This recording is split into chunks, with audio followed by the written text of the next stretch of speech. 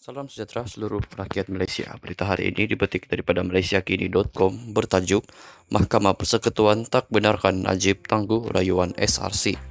Berita penuh Mahkamah Persekutuan hari ini menolak permohonan pasukan pembelaan Najib Razak untuk menangguhkan pendengaran bagi rayuan kes rasuah SRC International yang dijadwalkan bulan depan. Sehubungan itu, rayuan berkenaan akan didengar selama 10 hari mulai 15 Ogos di Mahkamah Persekutuan seperti yang dijadwalkan sebelum ini.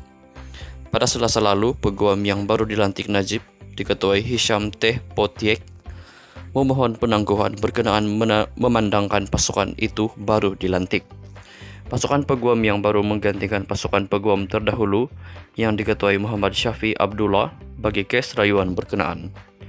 Najib yang juga bekas Menteri Keuangan berusaha untuk membatalkan sabitan bersalah atas 7 pertuduhan salah guna kuasa, jenayah pecah amanah, dan pengubahan wang haram membabitkan RM42 juta ringgit dana SRC serta hukuman penjara 12 tahun dan denda RM210 juta ringgit.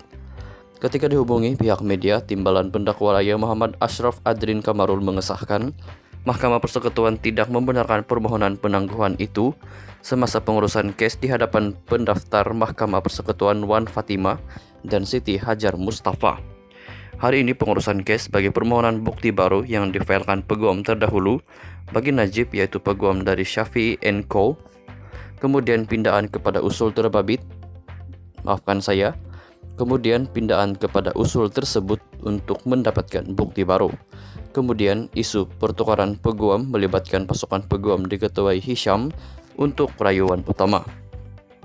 Mahkamah Persekutuan telah memaklumkan bahawa tarikh pendengaran yang ditetapkan pada 15 hingga 26 Ogos 2022 dikekalkan dan arahan untuk mematuhi perlu dipatuhi kata DPP sambil menambah pendengaran akan dijalankan secara fisikal di mahkamah terbuka. Usul untuk mendapatkan bukti baru merujuk kepada permohonan Najib untuk mengemukakan bukti tambahan bagi membatalkan sabitan bersalah terhadapnya dalam kes SRC. Berhubung dakwaan bahawa hakim perbicaraan Muhammad Nazlan Muhammad Ghazali mempunyai konflik kepentingan, Ashraf berkata Mahkamah Persekutuan menetapkan 15 Ogos untuk mendengar permohonan bukti baru Najib. Semasa pengurusan kes yang diadakan melalui aplikasi Zoom, pihak pendakwaan turut diwakili oleh DPP V. Sitam Baram. Najib diwakili oleh Hisham serta peguam Leo Tek Huat dan Reuben Matia Varanam. Turut hadir ialah Syafi'i, yang sebelum ini merupakan peguam bela Najib dalam rayuan itu. Malaysia kini telah menghubungi Hisham untuk mendapatkan komen berhubung perkara itu.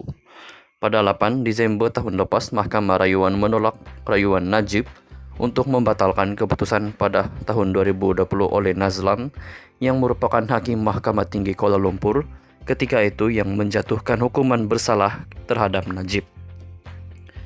Nazlan kemudian dinaikkan pangkat ke Mahkamah Rayuan.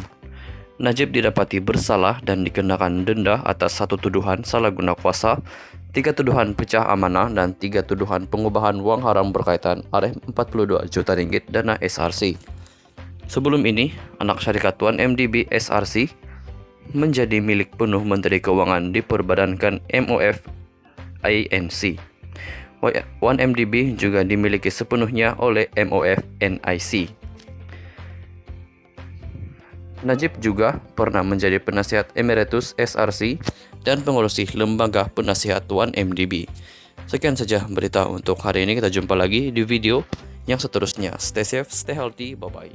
Salam sejahtera seluruh rakyat Malaysia. Berita hari ini dipetik daripada malaysiakini.com bertajuk Mahkamah Persekutuan tak benarkan Najib tangguh rayuan SRC. Berita penuh Mahkamah Persekutuan hari ini menolak permohonan pasukan pembelaan Najib Razak untuk menangguhkan pendengaran bagi rayuan kes rasuah SRC International yang dijadwalkan bulan depan. Sehubungan itu, rayuan berkenaan akan didengar selama 10 hari mulai 15 Ogos di Mahkamah Persekutuan seperti yang dijadwalkan sebelum ini. Pada Selasa lalu, peguam yang baru dilantik Najib, diketuai Hisham Teh Potiek, memohon penangguhan berkenaan memandangkan pasukan itu baru dilantik.